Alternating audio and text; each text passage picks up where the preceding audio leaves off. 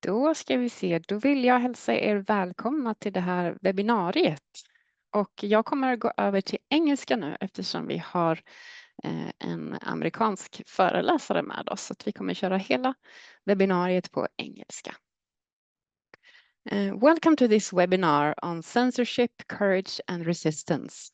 Banned books in a troubled world. My name is Linda Sävhammar and I work at Biblioteksutveckling Östergötland and will be your host today. We are doing this webinar together with Biblioteksutveckling Uppsala, Svenska PEN and Digiteket. And the Digiteket is a resource online for Swedish librarians. This is the webinar which we do as a part of Banned Books Week in Sweden. Around the world, free speech is being challenged. Books are being banned, removed, or prevented from reaching their readers. What does this say about our times? What role do libraries play in this world of banned books? American PEN just released a new report where they show that since 2021, there has been 22,810 instances of books banned in US schools. This is an alarming number. American PEN cites Dr. Rudine Sims Bishops, who says, when children cannot find themselves reflected in the books they read, or when the images they see are distorted, negative, or laughable, they learn a powerful lesson about how they are devalued in the society of which they are a part. PEN America writes on this on their website. Two things help us make sense of the world: information and stories. Both explain, describe, and give language to the world we encounter. It is not a surprise then that banning books is a way of erasing stories, identities, experiences, and peoples, and reshaping understandings of the past. In this webinar, we will listen to Lovisa Olai from Swedish PEN, who will give a global perspective on freedom of speech.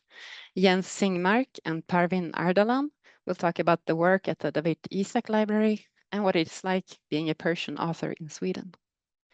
And we will also hear from Julie Miller in regards to the increasingly restrictive library landscape in the United States. The webinar is in English, but if you want to ask questions in the chat, it is fine to post them in Swedish. My colleague Peter will help out with the chat and we will help translate into English for our speakers. So feel free to ask questions. We will have time for questions after each speaker, and at the end we will also have finish off with more questions to all the speakers in the webinar. There will be a short break at 2:05 p.m. and then we will continue at about 2:15 p.m. and finish the webinar around 3. This webinar is being recorded and will be available in a few weeks at the YouTube channel of Biblioteksutveckling Östergötland. But now I would like to welcome our first speaker, Lovisa Olai from Swedish PEN, who is going to talk about reading a banned book is an act of resistance on freedom of expression and banned books and Banned Books Week. Welcome, Lovisa. Thank you, Linda. I will just share my presentation.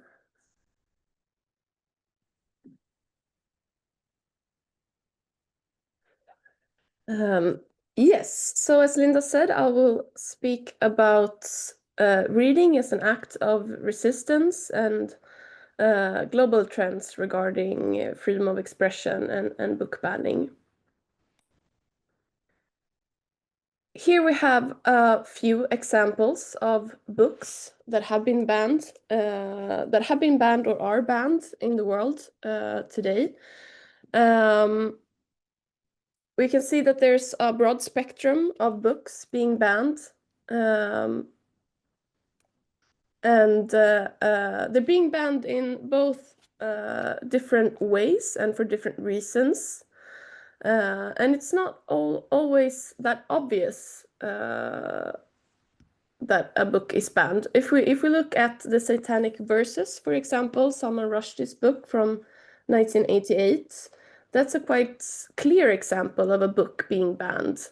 When it was released, it was almost immediately banned in Iran, and the Ayatollah issued a fatwa against Salman Rushdie with a death threat. He's been living under this death threat since then. And a lot of people, translators and publishers that have worked with this book have also lived under death threats. Just 3 years ago, he was also attacked and almost killed just because of what he wrote in this book. If we look at another book, Gui Minhai's poetry collection, Jag ritar en dörr på väggen med fingret, it's not as clear how this book has been banned. We assume that this book can't be published in China, where he's being held prisoner, but we don't know if anyone's tried. However, the book was very hard to even write, because he wrote these poems in prison, and he hadn't access to either pen or paper. So what he did was he memorized these poems and wrote them in his head, basically. And when his daughter came to visit him, he could give them to her. She could smuggle them out of the prison, take them back to Sweden, and publish them here. So maybe not as clear of a ban as with the Satanic Verses, for example, but the result is the same. The access to this literature decreases in different parts of the world.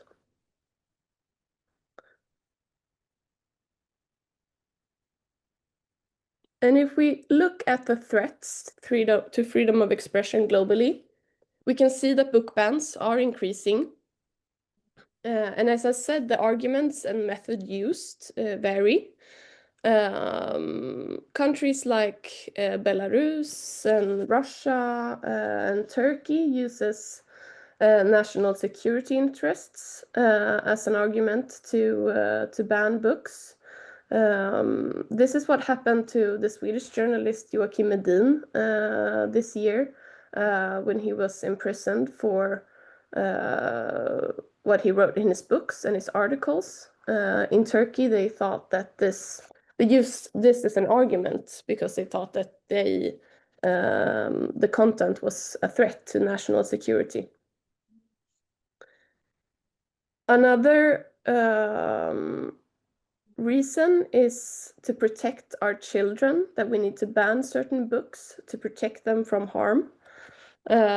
This is an argument that's used a lot in United States, for example, but we see these discussions in Sweden now as well. I will talk about this a bit later.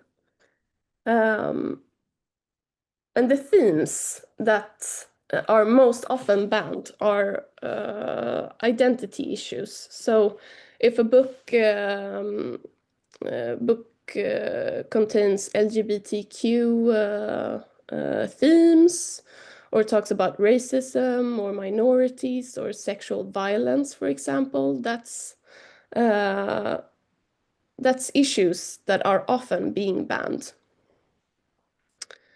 And of course, this is an alarming trend, with book bannings increasing in the world, not only because the accessibility to literature is reduced, but the threats and the vulnerability towards writers also increase.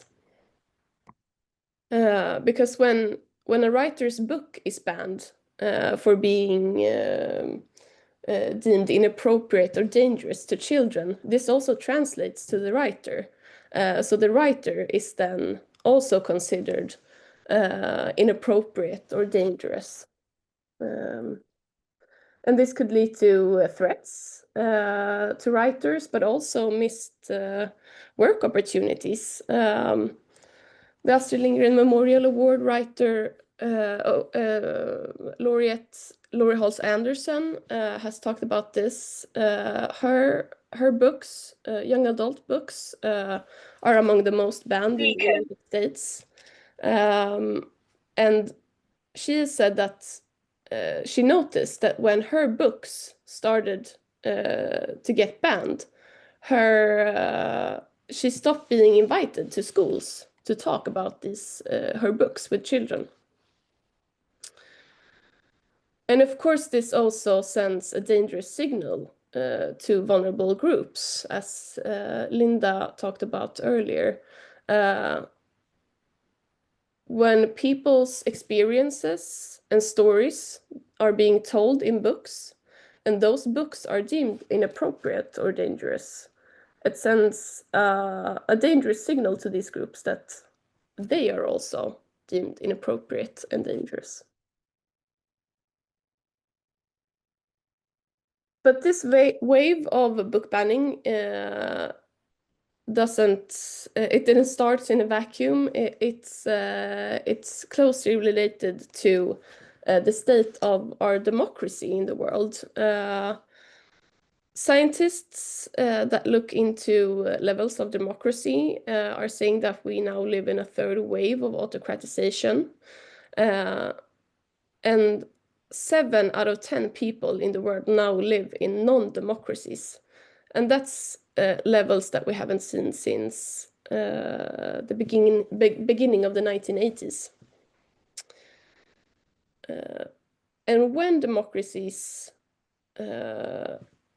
decline, it's the freedom of expression that is the first thing to decrease. And we can see that this is happening now at an alarming rate.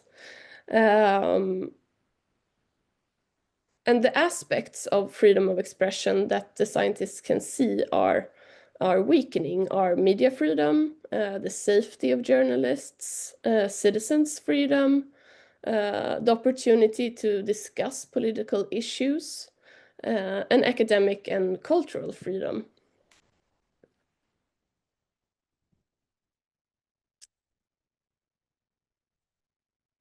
And if we look at what the state of the freedom of expression in Sweden looks like, I should start off by saying that the Swedish democracy is among the strongest in the world, and we have one of the best freedom of expressions levels in the world. But we do see some concerning trends in the wrong direction, and we shouldn't think that we are immune to this global trend of autocratization just because we have a strong protection of democracy and freedom of expression in Sweden. And before I go into what the situation in Sweden looks like, I want to talk a little bit about how book bans in other places also have consequences here in Sweden for us. Because when a book is being banned or a writer is imprisoned somewhere else, that means that that literature and those ideas and thoughts can't be published here. They don't reach us. When people are being silenced, that has an effect for us here as well in Sweden. But if we actually look at what the state of freedom of expression looks like in Sweden, we can see that it has weakened. The scientists looking at democracy levels in the world can see that it is freedom of expression that is being weakened in Sweden right now. Not much, but that's the trend. And one part of this is that hate and threats are in the public debate are increasing. And this means that people don't dare to speak out. We also have the armlängds avstånd, which means that politicians shouldn't concern themselves with the content of culture. We can see that this is questioned, this principle. And this these threats mainly occur in schools and libraries. And because of this, librarians are becoming key defenders of free speech. And in a report from the union DIK that came a few weeks ago, they could see that 1 in 3 public librarians has been subjected to undue influence or otillbörlig påverkan in the last 2 years. And that almost 1 in 5 librarians already have started to practice self-censorship in a way to avoid this undue influence. And that we can see that self-censorship has been already started taking place in Sweden is very concerning, because that's a form of censorship that we can't pinpoint. If there is a ban of a book, or politicians say that these programs can happen in the library, we can see that a form of censorship has happened. But when a culture of self-censorship is established, we can't see what hasn't happened. And this is very alarming to us. So the libraries are central in the defense of freedom of expression.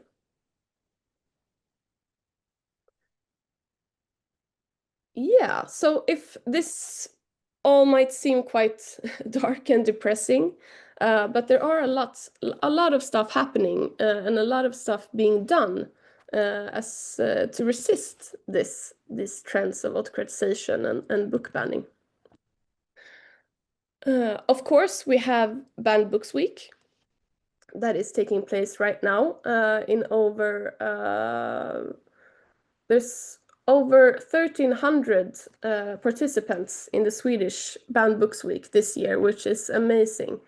Of course, the Banned Books Week in the US has been going on since the beginning of the 1980s.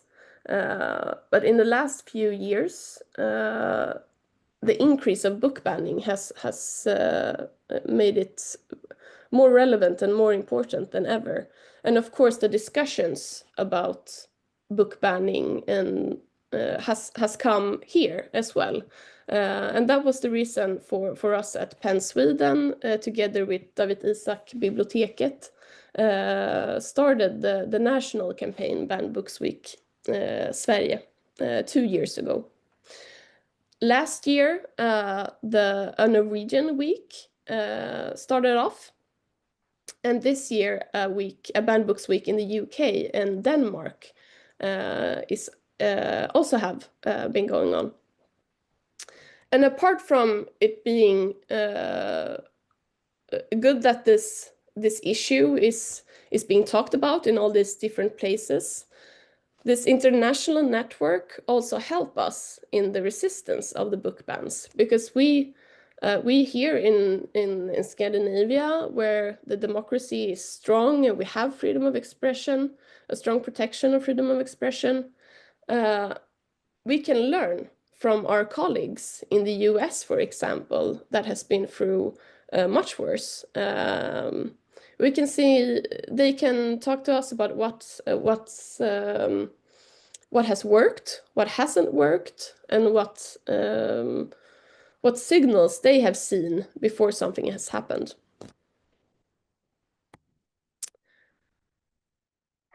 Yes, and as part of Banned Books Week, we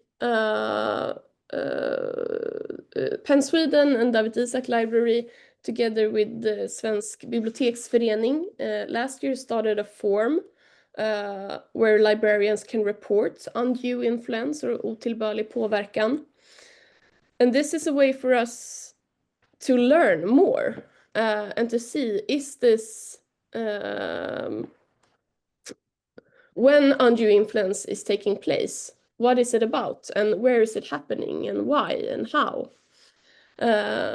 So at this QR code, you can find the form. It's also published on our websites and Svenska PEN's website.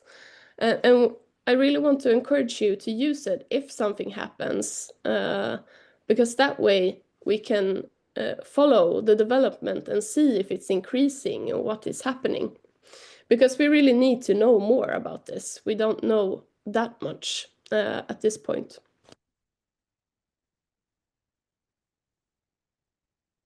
Yes, and here are a few really good examples of how Banned Books Week has taken place the last few years here in Sweden. One of my favorites is the Forbidden Library at the Fria Ordets hus in Växjö. I think this was 2023. They removed all the books in their library that weren't banned and just kept the books that were banned as a way to talk about this issue.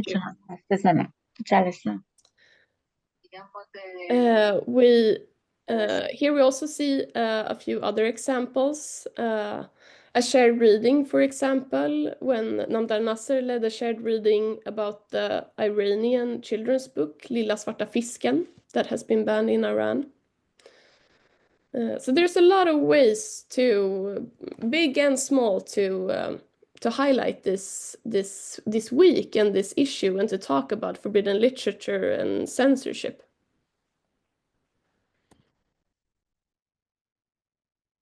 Yes, and we also have the Swedish classic Brothers Lionheart. We have talked about this during Banned Books Week the last 2 years. I think most of you know the story, but it was in Czechoslovakia in the 1980s.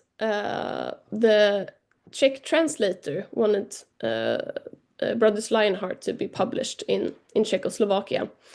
But the publishing company thought that it was inappropriate. It was a bit too dark. It was not suitable for children. This is another example when censorship or banning is not that clear, maybe. But instead of accepting this, the translator took the matters into her own hands and printed a samizdat copy of the book. And samizdat was a way to spread literature in this time in secret networks.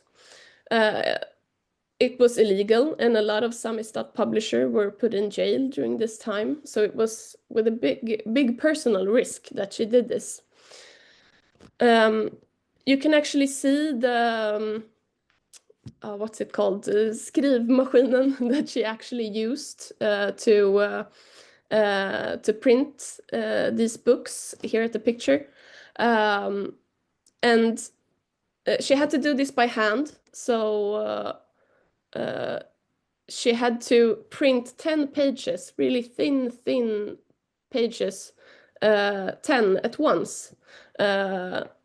And you can see that the ink is, you can see it from the back of the pages, and that's how thin the pages are. So it was possible to write 10 pages at once. She did 30 copies of this, which 3 are still, we know that 3 still exists, and 1 is in the Astrid Lindgren archive at the Royal Library in Stockholm, and that's the one you can see here in the photos. Doing a samizdat like this, it was 30 copies, not that many, but this small act of resistance from this translator meant that this story of Brothers Lionheart was able to be read by children and everyone in Czechoslovakia at this time. So it's a great example of how one person can do a lot.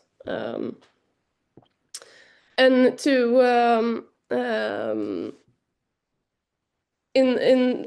this Banned Books Week, we did a new issue of Brothers Lionheart, a Banned Books Week issue that in the forward tells the story of the Samistat, and also have an afterword by Laurie Halse Anderson, the Astrid Lindgren Memorial Award laureate, where she talks about the importance of children's literature and the book banning in the United States. Here is another great example of what you can do as an act of resistance against book banning. Little Free Library is an organization that has these book boxes that's a lot like these bokbytarlådor that we also have here in Sweden. They have an enormous network of these boxes around the country. And they joined PEN America, an American Library Association that has a lot of data on book banning and where book banning is taking place. And they coordinated this data with their map of where these little free libraries are around the country, and got this map that you can see on the picture. So in this map, you can see where book banning is most frequent and where there are these little free libraries. And then they encourage people to put banned books in these free libraries as a way to spread literature that would otherwise be banned or not accessible to a lot of people.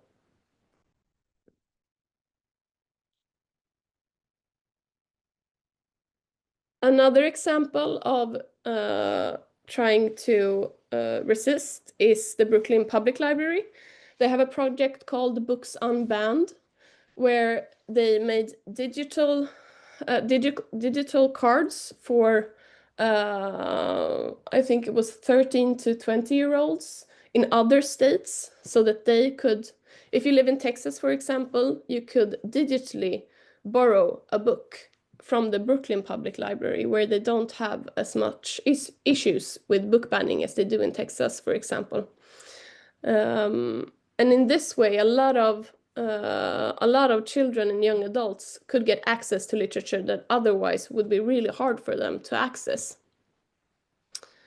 And PEN Belarus, which is our sister organization, they, of course, PEN Belarus is a very strict dictatorship. They actually have long lists of books that are forbidden. But they have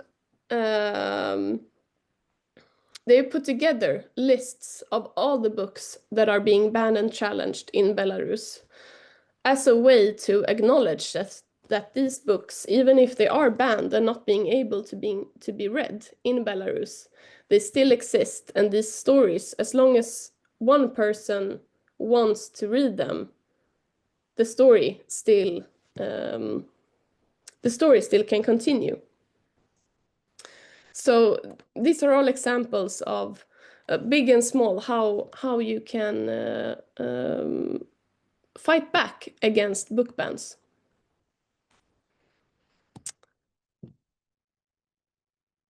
Yes, and here we are back at the books, but I think maybe I'll stop there and see if there are any questions. Well, we don't have any questions yet in the chat, but feel free to write there, please. You can write in Swedish as well, eller skriv på svenska om ni vill. Om ni har några funderingar. If you have anything you would like to ask Lovisa about book bans around the world, I would say. We have one question here. Do you know why the Jakobsböckerna by Tokarczuk is forbidden? Yes, that's very inspiring story, actually. It's Olga Tokarczuk, the Nobel laureate, one of her most famous books, Jakobsböckerna. Olga Tokarczuk she's been very critical of the Polish regime, especially during the pandemic. She was very, in a lot of interviews, she criticized the government for using the pandemic to suppress their own citizens. And this angered a lot of Polish nationalists that started a campaign that was called like Send the Book Back to Olga, where they were encouraged to trash her books and then send them back to her as a threat. I think she got like 30 books back that were destroyed in different kinds of ways. But instead of taking this as a threat, she did something very constructive, which was that she put these books up for auction. And with the revenues from these auctions, she gave them to LGBTQ organizations in Poland that work under very hard pressure right now. So that was a way for her to do something constructive with these critiques. Okay, so what about The Handmaid's Tale by Margaret Atwood? Do you know about that? Yes, I think it's been banned for a lot of different reasons. I know that one reason is that it's critique from religious groups, that it's anti-Christian. I also think that it depicts sexual violence and violence overall. And this is mostly in the US, I think. So that's there might be more bans to The Handmaid's Tale, but those are the reasons I can remember right now. Thank you. And we have in the chat also they are telling us that the Polish PEN started Banned Books action this year, and lessons at the schools there about forbidden books are very, very popular, it seems. It's yes, nice to hear. I heard about this just a few weeks ago. It's I will look into it. I'm glad it's been going well. Great. We have a few more minutes for Lovisa if you'd like to take the chance just to ask some more questions. And Lovisa will stay for the whole webinar, so Yes. she can ask the questions at the end also. Well, it seems like the chat is a bit silent at the moment. So I guess we will thank you, Lovisa, for an interesting presentation, and we'll see you at the end of the webinar. And now I would like to welcome Jens Singmark, who is librarian at the Dawit Isaak Library, as well as Parvin Ardalan, who was Malmö's first writer in residence, and who also works at the Dawit Isaak Library with Persian literature. And the title of your talk is Freedom of Expression, Libraries and Persian Literature. Very much welcome, and we look forward to listening to the both of you. Go ahead and remember to ask questions in the chat. All right. Welcome, Jens and Parvin.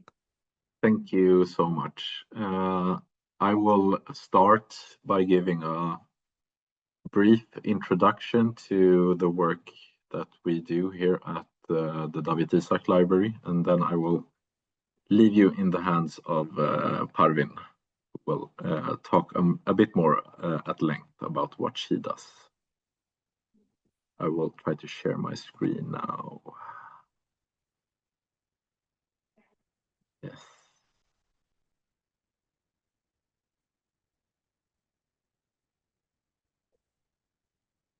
Yes, so my name is Jens Singmark. I'm a librarian for the Dawit Isaak Library. We're situated in Malmö, in the south of Sweden.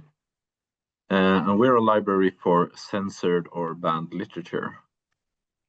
And what is the Dawit Isaak Library? We're a specialized public library, and we focus exclusively on censored literature and questions of freedom of speech.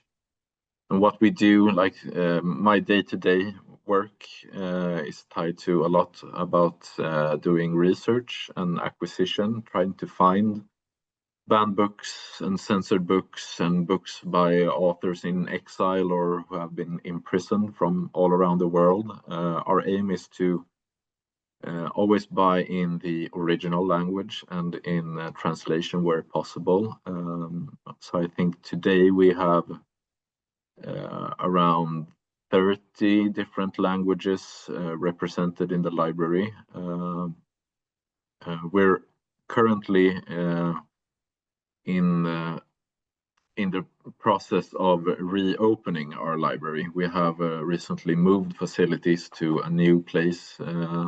So in 2 weeks' time, we will reopen our doors in a new facility. So currently, it's a bit messy with boxes everywhere, but now we will have so much more room for our constantly growing collection. But other than just finding these books and buying them, we also make them available for the public in 99% of the case. So all of these books you can loan them through your library. If you're not in Malmö, you can access them through interlibrary loans, and even from other countries. Other than the normal library stuff, we of course do different types of events, both here in our own facilities, but also at other places where we talk about these questions and invite authors or researchers or other people that can talk about freedom of speech in different ways. And I would say, like, apart from the library itself, the main thing that we focus a lot of our attention on is our educational activities for schools. Each year we take in around 3,000 school students who come here and visit us, and we have different workshops and lectures about censored literature and other threatened cultures. And where, of course, our name comes from the Swedish Eritrean journalist Dawit Isaak. He came to Sweden in the 80s, and during the 90s, he was a part of a newspaper in Eritrea called Setit, which started in 1991. But one day in 2001, he was unjustly imprisoned in Eritrea. He has never had a trial or anything, and he's been in prison ever since. I think he's actually the longest unjustly detained journalist in the world currently. So we have been in close contact with his family and received their blessing to name the library after him. So one goal for the library is also to remind people of this case. Us being a public library means that we want to have low thresholds. It's not just for like the experts or the specially interested in these topics. So we have available today around maybe 2,000 banned books and like 5,000 more pending. But if you're not an expert in the literary field or in questions of freedom of expression, it might be hard to grasp, like, why are the books here in our shelves? So inside every book, we have put a note that you see here on the right, where we can tick different boxes on, so it gives a picture of what has happened to this particular book or this author. So it goes a lot of work into each and every book that we have. And I will do 2 quick examples from our collection. Here is one called The Devil's Dance by Hamid Ismailov from Uzbekistan. And this book is about an imprisoned author and the novel that he's writing about the Uzbek poetry queen Oiksons, and whose fate runs parallel to the author's. And actually, Ismailov's books, all of them has been banned in Uzbekistan since 1992 due to his vocal criticisms of the regime's human rights abuses and widespread censorship. So he's more or less persona non grata in Uzbekistan, even to this day. Another example is this book, Captain Underpants and the Sensational Saga of Sir Stinks-a-Lot. This is, I think, book number 12 in this series.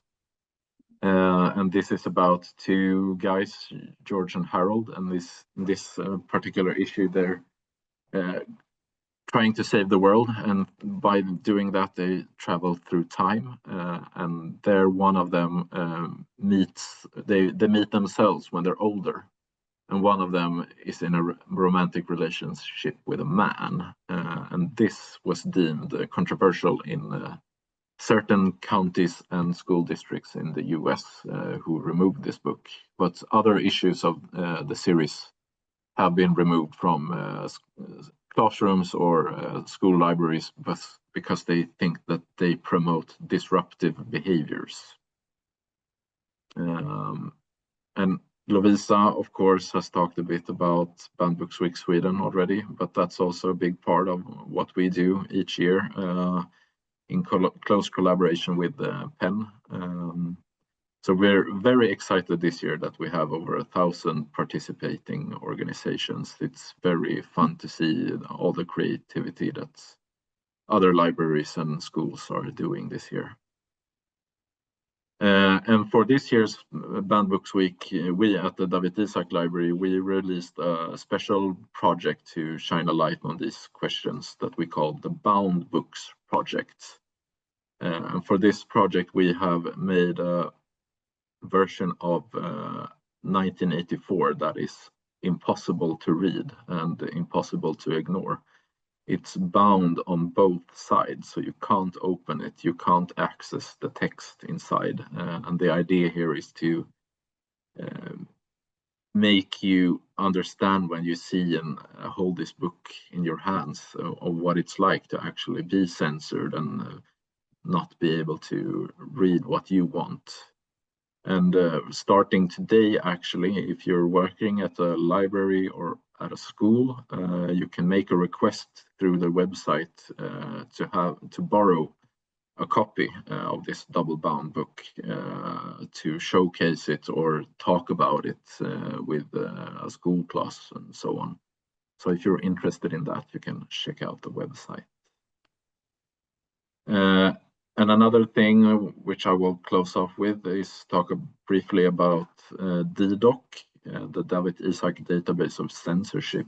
It's an interactive database that we're building together with Gothenburg University, Lund University, and Penn Sweden.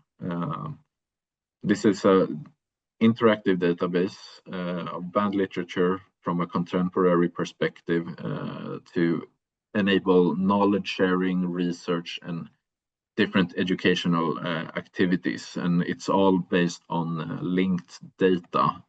And this is an example of a post in the database today. So all the dotted lines you see, all of those are links. So when you're browsing this database, you can klicka vidare, as you say in Sweden, press different links to learn more. So in this case, if you want to learn more about the organization behind a censorship case, you can press the link and see where they were based and what they did, and also other cases where they have done censorship. So this is a growing organism. We have like roughly 300 censorship events logged in the database today. and it's a slow work, but the aim is, of course, to include all the books that we have and all the books, more or less, that's been banned around the world. So our ambitions are high, but we think that this tool in time will be very useful for people that want to work with these questions. But that's it from me. I will leave the word now to Parvin. Thank you.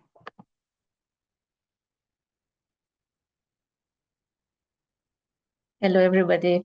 I should share my... Sorry.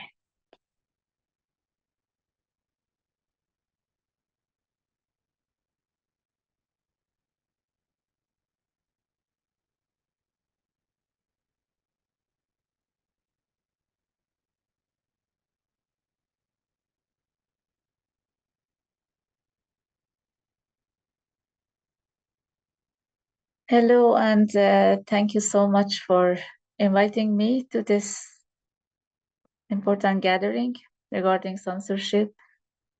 And yes, my name is Parvin Ardalan, and as Jens mentioned, I'm working at Dawit Isaak Library, and then it's a part of the section of the Persian books.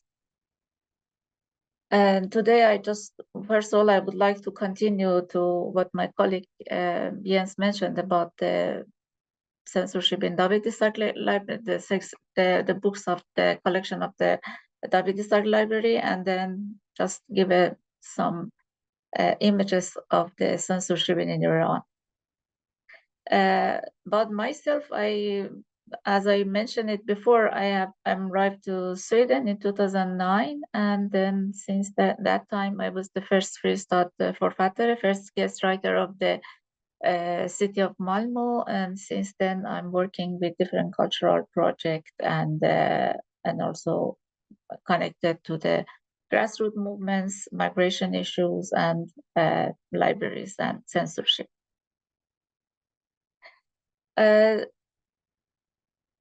And today I'm so happy that I'm here because it's the time of that everybody is, especially nowadays, the fighting against the genocide and then the protesting outside, protesting around the world shows that this kind of gathering is so important, because when we are talking about the censorship, we have to talk about the censorship, not only the censorship of books, but also the censors of the bodies and the peoples. And so how it's important to discuss and to connect all of this together. Yes, before I talk about the censorship in Iran, I would like to just explain a little about that, about Dawit Isaak Library and the collection that we have. Since we started, Dawit, yes, sorry, I just closed this. Yes, I don't know what should I.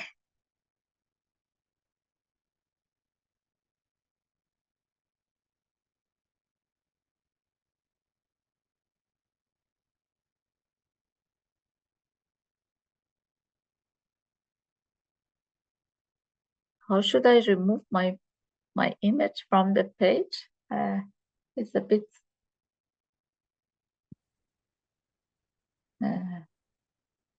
Maybe you can grab it and move it around. Mm-hmm.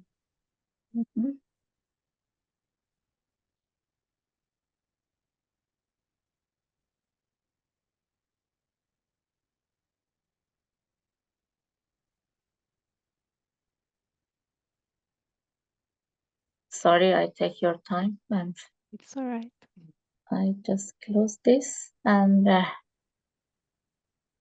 don't know what I did. That We still see your screen, so it looks okay here. See my screen, but yes. I don't see myself. But that's all right. As long as you see your screen, then that's fine. No, but I try to see my screen also too. I cannot see it. So, what happens to you? See my screen? Yes. Yes, we see your screen. Okay, now. Do you see now this the pages? Yes, and we see Yes. your mouse moving over your screen too, so Yes, it seems thank like you. it's okay. Yeah. So when in October 2022, when it was the same time that when Dawit Isaak library opened, so it was happening, something happened to to Iran, and it was the time that from the government we had a murdering Jina Mahsa Amini, and then after that we had a huge raising of women life freedom. So it was at the same time that Dawit Isaak, September, Dawit Isaak library opened, and then we established the Dawit Isaak library, and then it was the time that exactly that period she was murdered. And then when I was talking about working on the censorship, and I was thinking that how these things are very well connected to each other, because when this girl was killed, it was the part of the morality police. The morality police attacked her, and then after murdering her, it was because of her hijab, and hijab was this obligatory hijab. And this word that they call it morality police, which comes to the cultural department of Iran, Ministry of Iran, as an Irshad ministry. It means that the guidance ministry. So these two things were very connected to each other, because it shows that not only the authority tried to censor your word in the books or in everything that you are writing, they are censor your body too.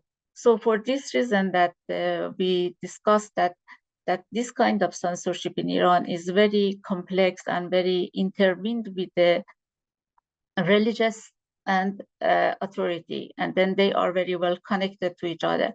So since that period when I was working in this, and I tried to find about 700 books until now, that with different kind of publishing house we discussed, and then we bought some of the books, and then which kind of books can be included in this library. It was very huge and diverse. For example, it was such as literature, politics, religion, and gender. Everything is very part of the censorship when we are talking about the censorship in Iran. So for this reason, the number of the books and the variety, and then the kind of the books also are very diverse and different.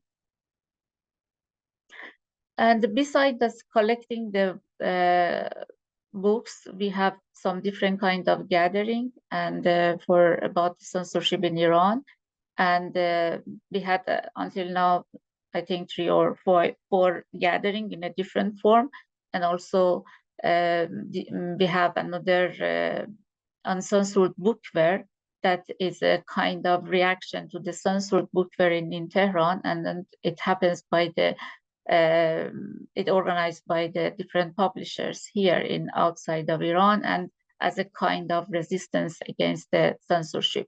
So then we have at Dawit Isaak Library also, we have been hosted some of this gathering in this time.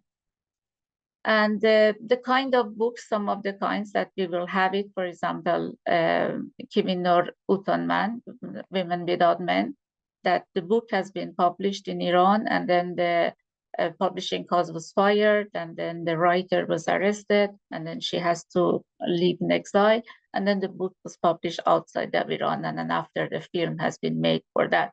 So it's just one of the process that happens when some censoring happens inside of Iran, how it can move and try to change the past this censorship, and then to rebuild and rebirth again, and in this another word and another form.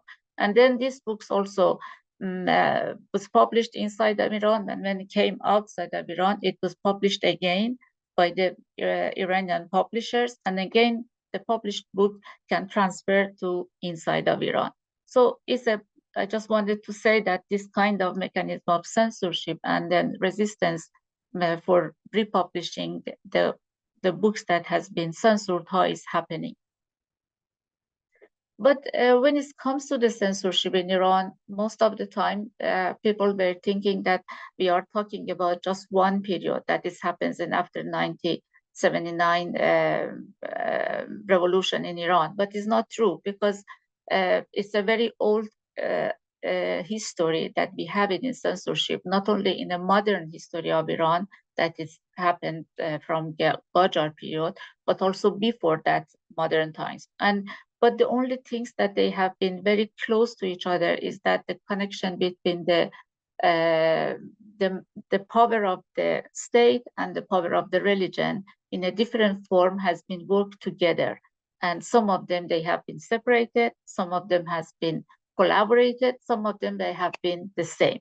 And when it comes to the Iranian Islamic Republic of Iran, is the one of the time that they have been very connected, and then they have been overlapped to each other. And yes, it's a larger period that it happens. But when during these times, another things that is so interesting, that sometimes we are discussing about the period of the censorship, and people ask us that, okay, so you didn't have any freedom, or you didn't have any time of freedom of speech or freedom of press in your country. But it's not true also, because then it's as another story. For example, we had the constitutional revolution, and we had the 1979 revolution, and during this period, and then we had another time that the regime wanted to change, regime wanted to go, and then the new regime wanted to come back. So this is the kind of period of time that we have a freedom of speech. And then during this period of freedom of speech, we will see that different kind of books has been published, and then they come up, and then again, after a very short period of the dictatorship, again, this happens to go back to the same another situation. And so when it happens to Iran, it was that during this period, the best happening times is that people not only are against the dictatorship from the power state, but also they are against the pressure of the religious group and this thing. And then this connection, they will make the better situation for us. But unfortunately, the freedom of speech period that we had, they were very short time, and then they couldn't keep them that period. And when it comes to this period of time, that after 79 revolution in Iran, we had also the different period that we have a small freedom of speech times. And it's not because the hierarchy of the country is just connected with first of all, we have a leadership, and then we have guardianship, and then we have the another council, and then we have parliament, and we have the different ministry and the government. So it means that in this hierarchical level, government is the less powerful than other part of the this hierarchy. But the only things that it happens that when the government also is connected to the other power of the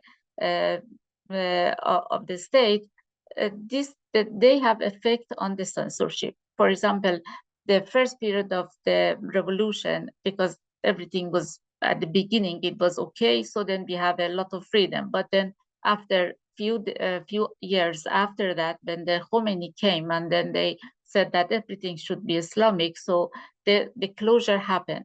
And then they arrested many people, were killed, many writers were in jail, and also one of the writers, Said Sultanpur, were executed.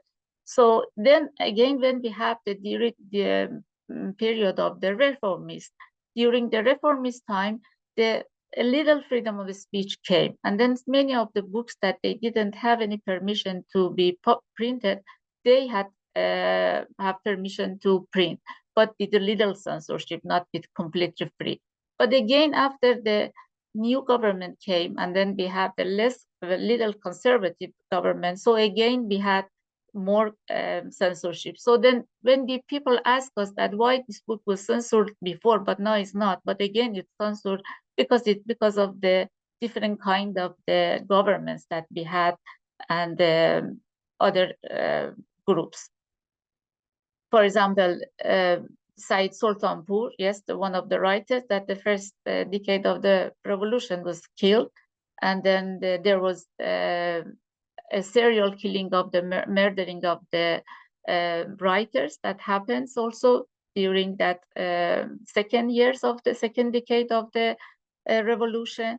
And then we had many other writers that they were killed in their houses, and then they were in prison, and they didn't talk about them.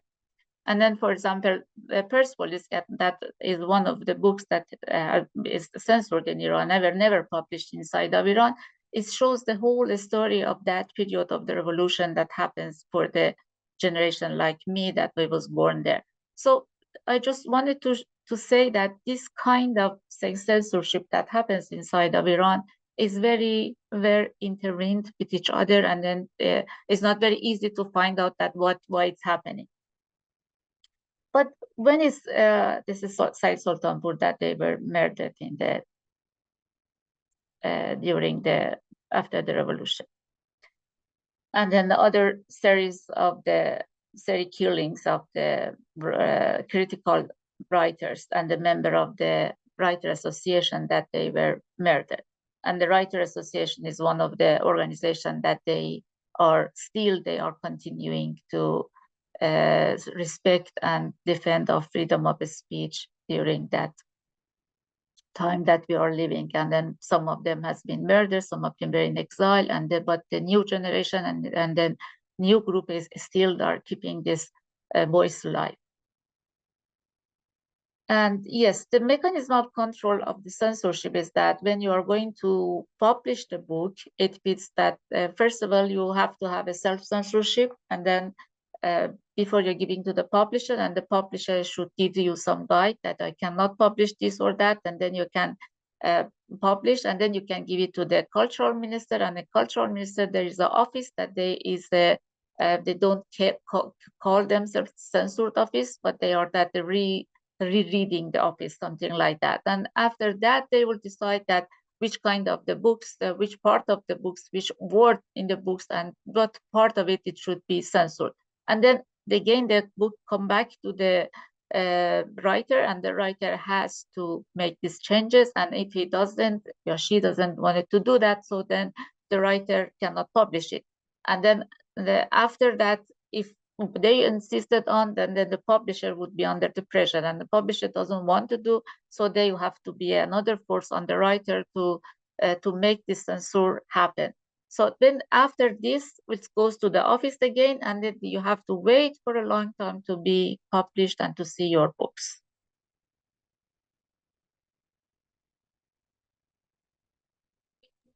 Harbin, you have about 1 or 2 minutes to finish up. Yeah, I just wanted to maybe continue with the questions if you have, but just the only things that I would like to add that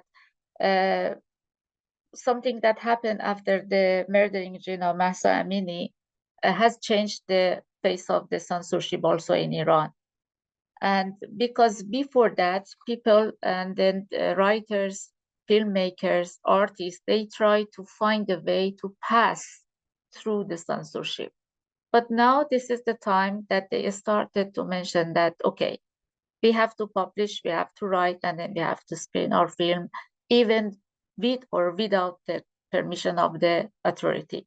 And if they don't give it, so they don't have any attention to do that they go and then they do themselves what they wanted to do. And then they have another way, that is that publishing everything outside, and then they came to transferring to inside of Iran. So just, I will finish here, and then if you have questions, so then I will continue. Thank you. Yes, thank you so much. Okay, maybe 1 or 2 questions. Yes. Maybe one, maybe. One question, yes. Okay. So what's it like for female writers? Are there many female writers right now in Iran? Yes, Arvin? female writers.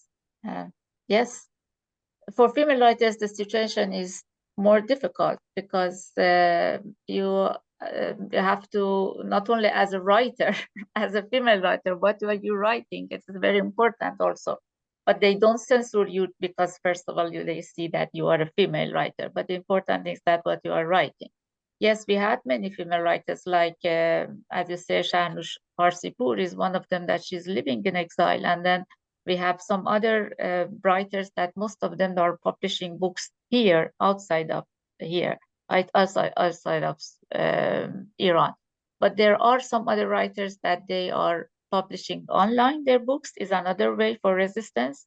So then they don't need to have a permission for censoring. And yeah, these are many different kind of form of writers that they are still active in this way, especially female writers. For the number of the female writers at this period have been increased a lot. Thank you. We can maybe follow up with more questions in a while, Linda. Yes, we'll do that at the very end. We'll take all the questions then. But thank you so much, Parvin and Jens, for sharing, and we will welcome you back after Julie's talk. Thank you. And now we are going to take a short break until 2:15 p.m. 14:15. And so go and get some more coffee, stretch your legs, or just to relax until 2:15, and we will see you then. After the break, we will listen to Julie Miller from Florida, whose story is featured in the documentary The Librarians, who's just now showing at different venues in the US. So welcome back at 2:15. Thank you. Thank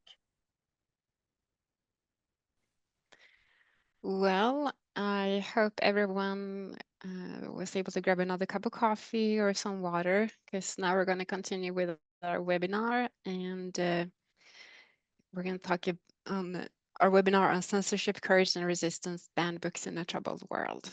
And we are now very pleased to welcome Julie Miller, a librarian on the front lines against book bans.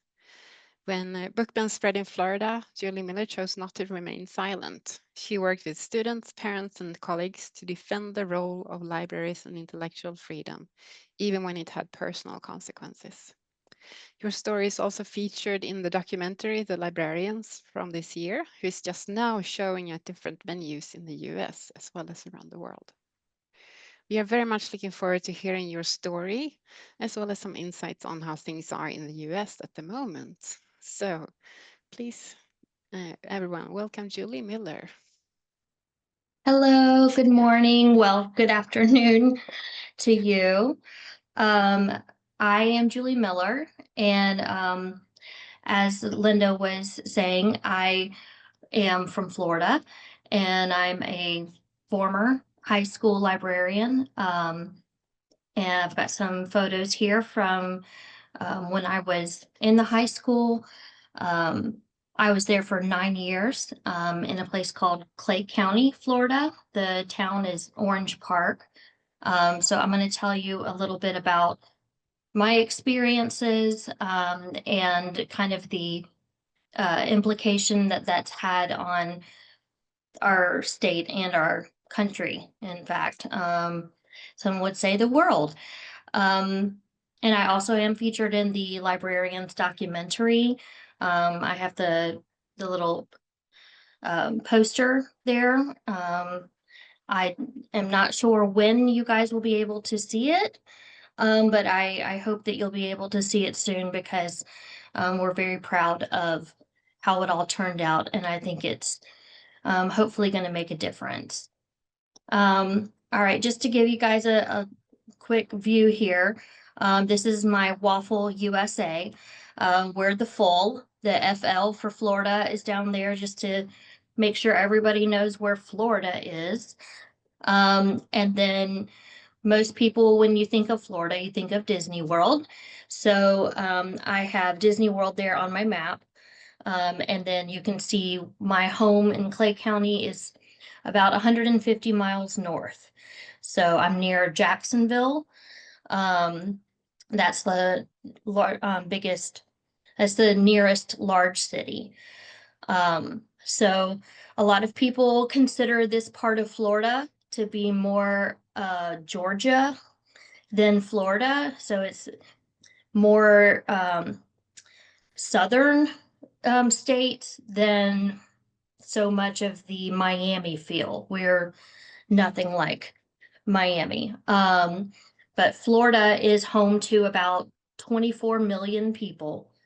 It's the third most populated state in the country. And yes, Florida man is alive and well. Well, I don't know that he's well.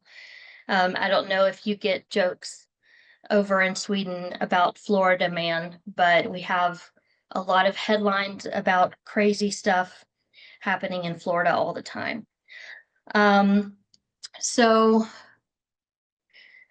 speaking of crazy things happening in Florida, this House Bill 7 in 2022 was one of the 3 big legislative bills that that really kind of started this whole terrible movement.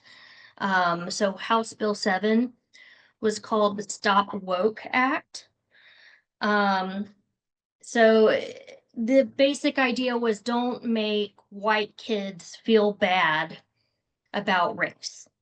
So by teaching the truth about racism in America and our terrible history with it, some people were saying that that was critical race theory, and that it was just trying to make white kids feel bad. If you see the Rosa Parks examples on the right there, you'll see the one above shows, one day she rode the bus, she was told to move to a different seat because of the color of her skin. She did not. She did what she believed is right. So that was the original phrasing in the textbook for I think 5th graders, maybe 4th graders. And then at the bottom, it shows you that they edited it so that it would be okay for Florida. So it says she was told to move to a different seat, full stop. They didn't want the part about color of her skin. So they're literally like erasing history with this kind of thing. The second of the 3 bills that kind of got things started was called the Don't Say Gay bill. And you can pretty much guess what it was about. Not that they called it the Don't Say Gay bill, but it was essentially don't talk about gender or sexuality. And they started with a reasonable threshold, like kindergarten through 3rd grade. So you're 5, 6, 7, 8-year-olds. I have an 8-year-old. And so it's like, okay, I mean, that's reasonable. We don't really need to get into any talk about that. Nobody's doing that anyway. But then they upped it through 8th grade and eventually all grades, saying you have to let parents know ahead of time if there's going to be any conversation and let them opt out. Essentially just the beginning of this anti-LGBTQ plus legislation, and we've seen it echoed across the country. And as the picture in the right tells you, essentially all of the states where these anti-LGBTQ bills have been passed, we've seen a huge uptick in bullying and just awful behavior in schools toward people or toward students in that community. The third one was House Bill 1467, which just made it super easy for anyone to challenge books parent or not, it did not matter. Anyone who lived in that county could go to school board meetings and challenge books.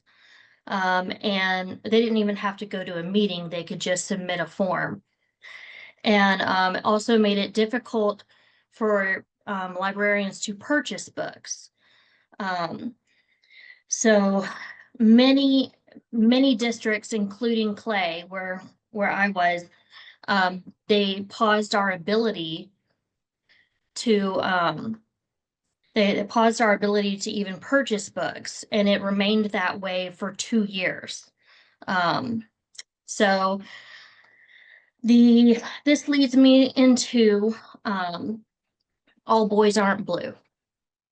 This was the book that started our entire story of challenges in my county. I was the only school, I was at a high school. I was the only high school in the county who had this book. A student had asked for it and I had purchased it. Great award-winning memoir about growing up Black and queer in America. And my principal called me in the fall, it was, I guess, November 2021. Called me in and asked if we had this book. Had I read it? I said, no, I have not read it yet, but I will. And, you know, she said that there was a complaint. And I said, well, there is a process for complaints. And we didn't know anything was going to happen with any of this at this point. We were very surprised by all of this. But I brought her the policy. You know, I told her I'd read it. And I'd get back to her after the weekend. So when I read it, I saw that it was a memoir meant to give hope and guidance to teens who don't usually see themselves in stories. But and I told her the same. I said, yes, there are a couple of uncomfortable sections where he does give some descriptions of some sexual experiences, but it's not written in a way to get someone excited. It is written explicitly to explain. And he does so very thoughtfully and carefully and in what I consider to be an age-appropriate way. Let me pause back up here for a minute and let you all know that I am the daughter of a Southern Baptist minister, and my husband is on staff at a Baptist church as well. So when I say, like, I'm from the South, the Bible Belt, as they say, I grew up in a very, conservative household. My parents always voted Republican. I just thought that was the way things went. And I was also pretty reserved in my, like, what I wanted to read or watch. But I think by becoming an educator and being around students who had very different experiences from me, very different, just lifestyle, but also who they are, like who you're born to be, makes your life different. So I think a lot of that really opened my eyes and helped me become a more understanding and a more open-minded person. So anywho, so I read the book and I said, I think this belongs. And my principal said, well, I think it doesn't. So she went ahead and she wrote the challenge. The next day, she held a meeting with the leaders in my school, teachers, and administrators. At the meeting, she handed everyone highlighted copies of Florida's obscenity statute, taken completely out of context and misapplied.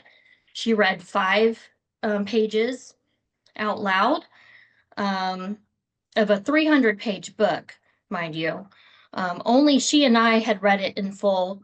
The other, 14 people in the room had not read it at all, except what she showed them. I presented my case to keep the book, but the council voted 14-2 to remove it. I was one of the 2 no votes, and I walked out just feeling humiliated and angry and just heartbroken at what this meant, because I knew that this wasn't just about this one book. I knew that this said so much more, because it's not just this book is not acceptable. What it says is, students who are like this, you are not acceptable. You know, like, whatever your experience is, we don't want to hear about it. You are not appropriate for school. So, let's see. Oh, okay. I'm having trouble clicking. There we go. Next thing that happened was, we had the Court of Thorns and Roses series in the schools, in the high schools only. And I found out from another librarian, a public librarian, that they get kind of a lot more spicy, as some might say, by the 3rd book in the series. And so I was considering leaving only the first 2 books in our library, because I know that our community is very conservative, and community standards are important when you're considering what to keep, and you know what belongs in your library. Well, then this lady here, who now works for Moms for Liberty, she lives in our community, and she posted a video online reading from the 2nd book in the series. And the next thing you know, I go in to just do some work over that summer of 2022, and the book is missing off my shelf. I had 3 copies of the 2nd book, and it was just missing. So turned out the district had gone in and pulled them off the shelf. So I called them out on it. Got pulled into a meeting with our assistant superintendent, and yeah, he promised that he would never do that again. He apologized. He said he was just trying to get ahead of the issue, but you know, the damage was done. And then they pushed through an emergency policy, where now challenges happened at the district level, not school level, which is good. But also that anyone in the county can challenge the book without reading it. So they took out the part in our policy saying that someone who challenges a book needs to read it first. So that's great. And then even the review committees didn't have to read the books that they voted on. So the people that were voting about whether or not the book could be kept did not need to read it. And they almost cut librarians out of the committees altogether, but I fought back and got 1 seat for each committee, you know, to have a librarian. So that brings us to June 30th, 2022, a school board meeting. I show up to speak. I just go and I'm like, hey, I know there's a lot of rumors flying around and everything. Just to let you know, this is what a librarian in your community looks like. I'm a mom, you know, I'm a wife of a minister. We are your neighbors. We're not groomers. There is no nefarious agenda. You know, is it possible that books could be getting into our collections that maybe aren't within the bounds of our collection development policy? It is possible. we're not a public library, and it's impossible for us to read every book before we purchase it. But if you'll just come to us and say, I'm concerned about this book, we will be happy to go over that with you. This doesn't have to be a whole thing, it doesn't have to be a whole big deal. I was so naive looking back, just so you know. Then Bruce Friedman, the man in this picture here, he showed up. He had moved to our community and was from New York. And we had no idea what we had on our hands. We were just like, this guy's weird. He's coming with a science fair project board and putting it in the district's face. And it's very odd. And he's gone on to really make a name for himself. I'll say that. Yes, Anne Frank's diary, even though he is Jewish, he really didn't like the graphic novel adaptation because it acknowledged that Anne thought sometimes about what it would be like to kiss her friend who's a girl. So there's that. And then, well, after the initial meeting where I spoke and defended, librarians and said everything's going to be okay, I spoke with him after the meeting for a little bit. And then a couple weeks later, he emailed me with this article suggesting I read it. Cool. I was just shocked. As you can see there, he referenced me not by name, but by position and at the name of my school, and said, I'm not ready to get the gallows out, to get the gallows built to see her swing, but I want the process to be changed so that she doesn't do that anymore. In case you weren't familiar with what the word gallows means, I have an illustration here for you. That was when everything just changed for me, and I was really upset. I was really scared, and I forwarded it to the district. The response I got was essentially, you're under no obligation to respond to him. Okay, so this is fine. Another article later that year, I was interviewed for this one as well.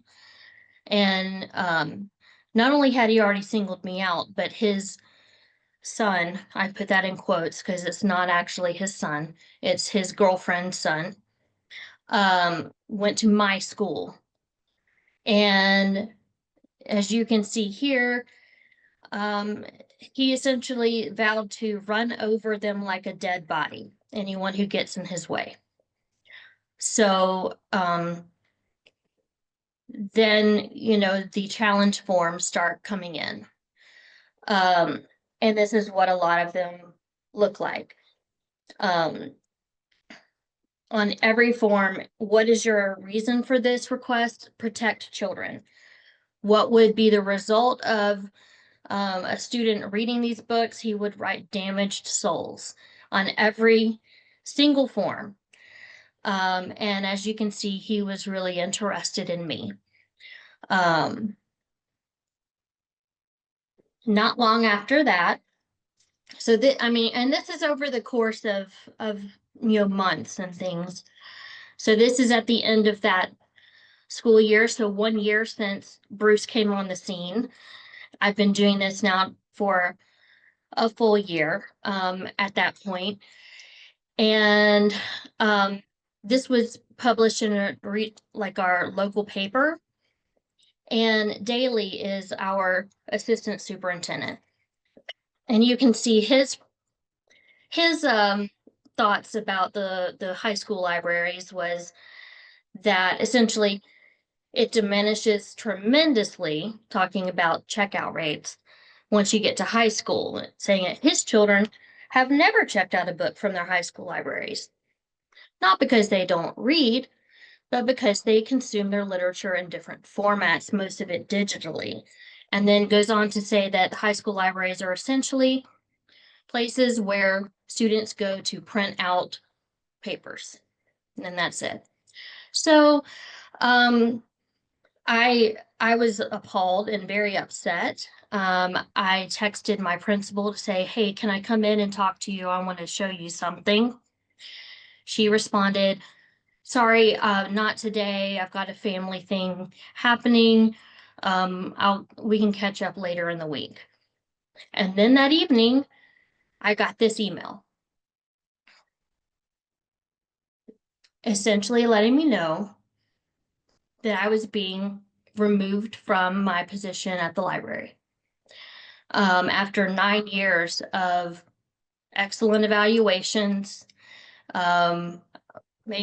twice earning the Florida Power Library certification for our library, multiple grants and awards, and they were assigning me to teach a class I'd never taught before, and saying, like literally saying that the district job description requires you to follow Florida statute regardless of personal beliefs.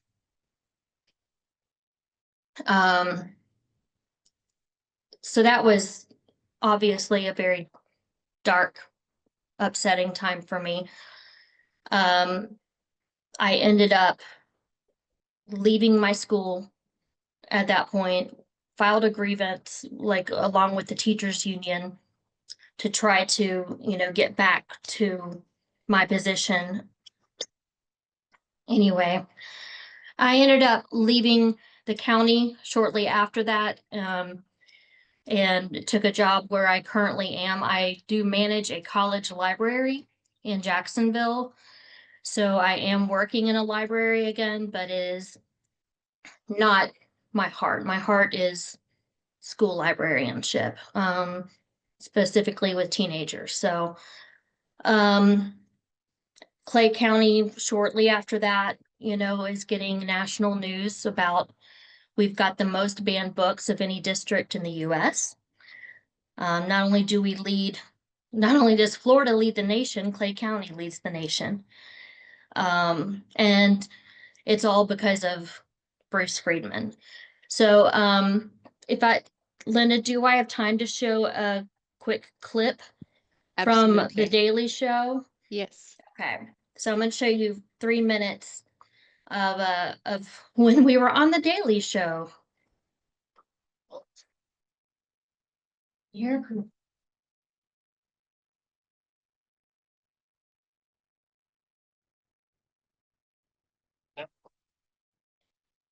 Their sound seems to be lagging, so not sure why.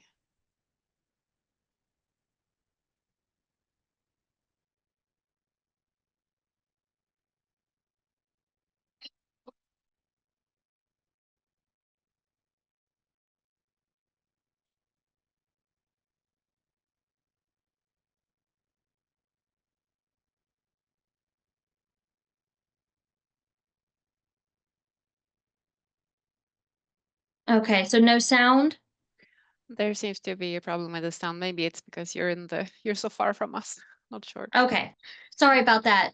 I would say just if you get a chance, go to YouTube and you can watch the clip there. Could you put the clip in the chat maybe later? Yeah, yes, I can do that. Yeah. So sorry. It's all right. We've had all kinds of little fun issues with Zoom when it comes to sound, but essentially, as the clip shows, it takes you through the bills that I was mentioning, and Michael Costa from The Daily Show interviews Bruce Friedman, and you get to kind of see like what a loose cannon the guy is. And they talked to me and a parent in the community, and also Stefana Farrell from the Florida Freedom to Read Project. And, just kind of showed like, yeah, so this guy thinks that he should be able to dictate what everyone's children are reading. And our point is, it's fine, of course, we've always supported parents' rights to limit what their child reads. You know, I limit what my child can read and watch and play on the internet, you know, all of these kinds of things. That's important. That's part of parenting. But I don't go to YouTube and say, I'm upset that there's this video about SpongeBob SquarePants making a joke that I don't like. I need you to take it down. But that's essentially what book banners are doing, is they're saying, I don't like this, and so therefore I don't want anyone else to see it. I have some statistics here, just with the statistics come from the American Library Association, with a number of challenges and all of the different titles that have been challenged. And just to clarify terminology, to challenge a book is to like formally put in a complaint saying, I want it removed. To ban a book is to actually remove that book based on the challenge, or to restrict it to higher levels or to specific extra parental access. Like, you have to have parental consent to access these restricted books type of situation. So there have been quite a lot of that going on in America. And when you watch the documentary, you'll see that this is really a very organized effort. It's not organic whatsoever. Bruce Friedman is not acting in good faith. He's essentially a plant who moved here purposefully to sow this insanity in what was already a very like politically right-leaning community, where he knew he could take a good foothold. And so he and a few other key players around the country have really been a part of this, and are certainly being paid to do this with, you know, some dark money. And yeah, like as I mentioned, Florida's at the top. Clay County is still up towards the top every year. The only reason that we ever get beat out by other counties for the most bans is because we'd already banned so many. The list is now over, well, the challenge is past 1,500, and I think that they've banned at least 700 of those. So yeah, they're really, it's really just devastating. It's terrible. And just a bit of info from the American Library Association. Mostly it's parents who initiate challenges, followed by patrons, and that would be more public library. Most of the challenges take place in school libraries, followed by public libraries, and we are seeing that creep in America. We are seeing a lot of public libraries also facing challenges and pressure to ban books and book displays, etc. And then most everything is about books, not about displays or films or things like that. So the thing is that nobody else is coming to save the libraries. So that's why librarians and parents and community members who care are having to like band together and do something about this. I know that you aren't seeing this yet in Sweden, but yet is a big word. And I know that there is some concerns about that. And I've heard concerns from people in Australia, the UK, Switzerland, even South America, about the effects that they're starting to see in their countries following the US's example, terrible example. So to try to get ahead of things, these are just some of the organizations that have been helpful here in America. But things you can do, like pay attention to what's going on in your community, your city council, your school boards. I don't know how things are organized there, but whatever you can do to like pay attention to what's going on locally, because local elections and local like voting groups are going to be really where it gets started, where it takes root. Go ahead and voice that opposition early. Vote, of course. You know, find those organizations in your area. I know we just heard from your pen, and you know, that's fantastic. That's a wonderful resource. And read the news and form an alliance if you need to. Florida Freedom to Read Project is a fantastic leader in our state. And I rely on them so much for help and guidance. Relying on the power of nostalgia when you're having those individual conversations can be really helpful, because it's easy for someone to hear, oh, they're showing pornography to kindergartners and be upset. And it's like, first of all, that's not true. But second of all, like, do you remember reading Flowers in the Attic or The Color Purple? You know, for me, Babysitter's Club was huge. And then you say, well, what if you were told that you weren't allowed to read that? You know, how would that have affected you? And that can kind of make it click for people that are on the outside of this. This is an English resource, English language resource, of course, but Unite Against Banned Books makes book resumes, which essentially tells you all of the great things that each book has to offer. A lot of these books that are getting challenged.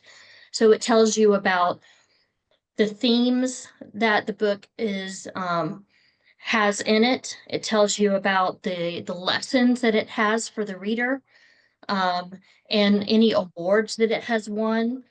So this is a great resource. And then staying safe is important. I will tell you, I have not faced the harassment, the doxing, the threats to the level as some of the other librarians here, and even in the film. So, but it's really terrible for some people. Julie, I So think make we sure need to wrap up a little bit before. Yes. Yeah. So, you know, just be careful when you're online and limit your things. So this is just from the librarians, and that's Sarah Jessica Parker, our executive producer up there. I did get to meet her, which was thrilling. And I was just in Zurich and in Oxford and London for European release. And this is just my last word of trying to encourage you that everything that's going on right now is connected. So whatever you can do wherever you are, just keep going. Thank you so much, Julie. You see all the hearts and hands clapping for you digitally. And we do have time for a few questions, so maybe we should bring in all of the panelists, because we might have questions for all of you.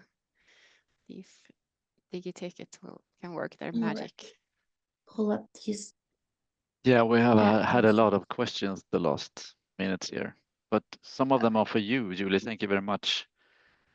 People are really sending their support to you in the Well, chat. thank you. Yeah, I appreciate it. yeah. And one of the things are just the support you had personally at your work.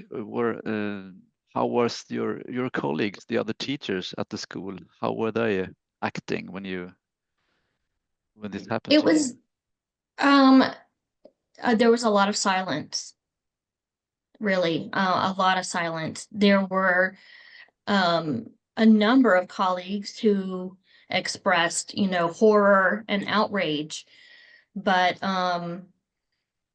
nobody was going and putting themselves on the line, because it sent a very strong message, what happened to me, that really contributed to the silence of my colleagues.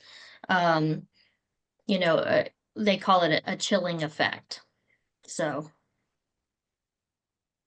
Okay. So what do you say? What do you think, Julie? How does the bannings affect the role of the librarians? The essence is to make as much as possible accessible without valuing the content. What are your thoughts about that? Yeah, absolutely. I think one of the effects that it has is that it absolutely sucks all of your time and energy into dealing with trying to explain why you have books, and trying to correct misinformation, and all of this background paperwork and meetings and everything, and you're not able to do what you're there to do in the first place, which is the connections, and helping students understand, helping them find what it is that's really going to make an impact on them, help them become a lifelong learner. So that's one of the things. And then of course there's just the devastation of knowing that so many of the students that you are there to help, that you are the safe adult for them, that you're now it's just you, and you don't have the resources to give them like you were able to. And that's really just heartbreaking. Yeah. You mentioned Moms for Liberty. They are a growing political movement. Can you tell us something about them, how they work? Well, essentially, it started with the pandemic and masking in schools.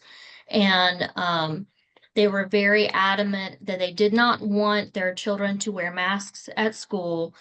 And so then when things kind of settled down from the pandemic, and we were kind of over all of it, then they were like, okay, now what? We're all together. What are we going to do now?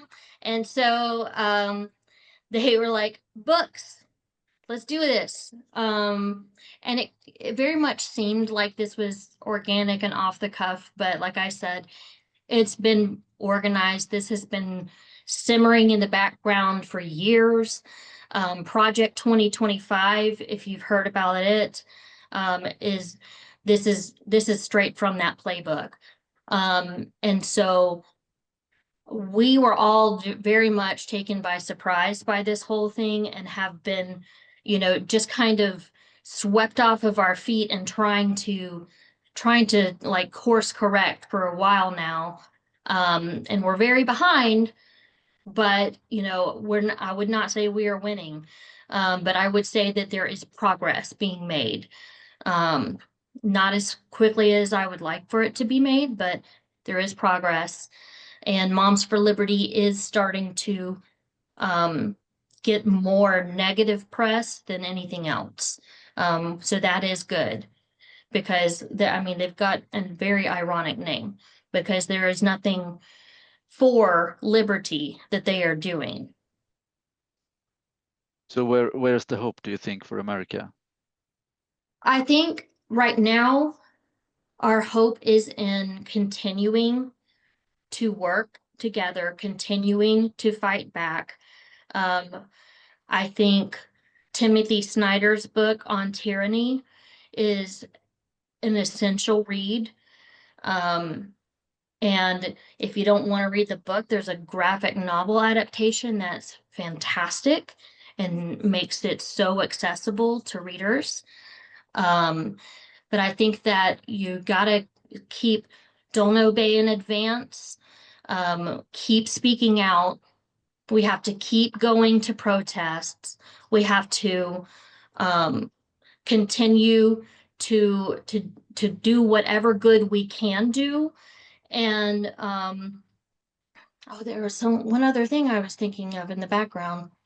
But basically, don't give up. Like, I don't know if it's come out there yet, but Jane Goodall, she did an interview before she died with for a documentary on Netflix called Famous Last Words.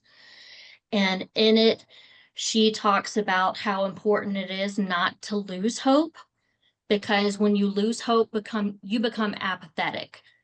And the important thing is that if we still have hope and we still keep trying, even if we're like, I'm just one person, like, what difference can I make?